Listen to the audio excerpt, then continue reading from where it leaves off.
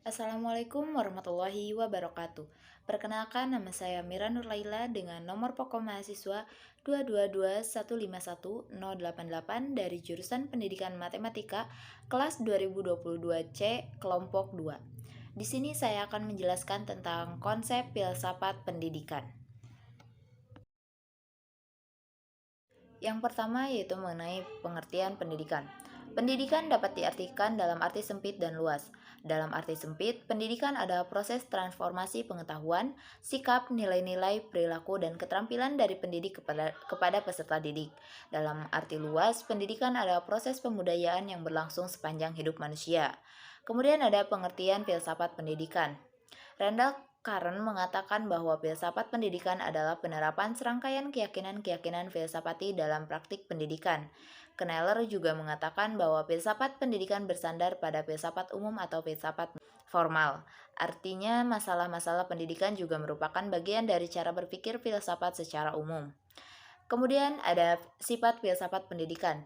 Yang pertama, spekulatif, kedua, preskriptif, dan ketiga, analitik.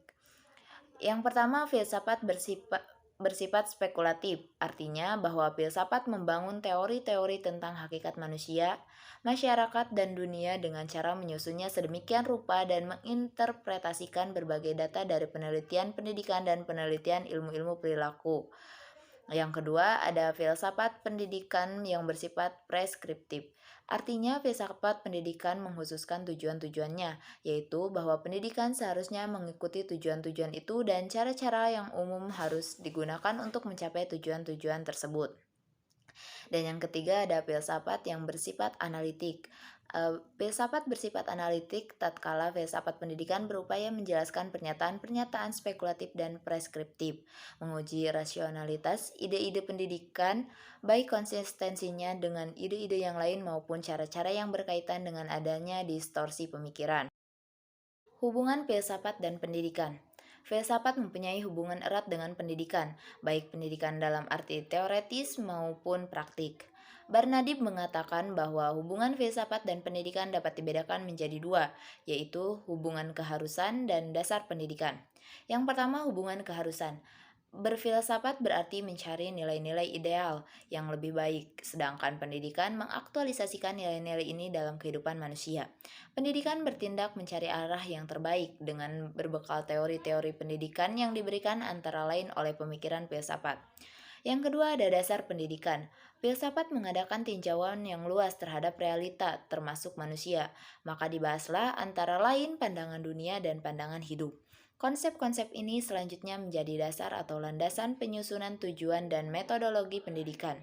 Sebaliknya, pengalaman pendidik dalam realita menjadi masukan dan pertimbangan bagi filsafat untuk mengembangkan pemikiran pendidikan. Filsafat memberi dasar-dasar dan nilai-nilai yang sifatnya dasolen atau yang seharusnya, sedangkan praksis pendidikan berusaha mengimplementasikan dasar-dasar tersebut, tetapi juga memberi masukan dari realita terhadap pemikiran ideal pendidikan dan manusia. Jadi ada hubungan timbal balik di antara keduanya. Manfaat belajar filsafat pendidikan. Yang pertama, pemikiran mahasiswa menjadi lebih terasah terhadap persoalan-persoalan pendidikan baik dalam lingkup mikro maupun makro. Yang kedua, mahasiswa akan memperluas cakrawala berpikir mereka sehingga dapat lebih arif dalam memahami problem pendidikan. Adapun ruang lingkup kajian filsafat pendidikan. Yang pertama, merumuskan secara tegas sifat hakiki pendidikan. Kedua, merumuskan hakiki manusia sebagai subjek dan objek pendidikan. Yang ketiga, merumuskan hubungan antara filsafat, filsafat pendidikan, agama, dan kebudayaan. Yang keempat, merumuskan hubungan antara filsafat, filsafat pendidikan, dan teori pendidikan. Yang kelima, merumuskan hubungan antara filsafat negara atau ideologi, filsafat pendidikan, dan politik pendidikan atau sistem pendidikan. Yang terakhir ada merumuskan sistem nilai dan norma atau isi moral pendidikan yang menjadi tujuan pendidikan. Yang terakhir adalah kesimpulan. Dari uraian materi sebelumnya dapat disimpulkan bahwa filsafat pendidikan merupakan cabang filsafat yang berusaha untuk memahami pendidikan secara lebih mendalam, menafsirkannya dengan menggunakan konsep-konsep umum yang dapat menjadi petunjuk atau arah bagi tujuan-tujuan dan kebijakan pendidikan. Mungkin cukup sekian yang dapat saya sampaikan. Mohon maaf apabila ada kesalahan. Wassalamualaikum warahmatullahi wabarakatuh.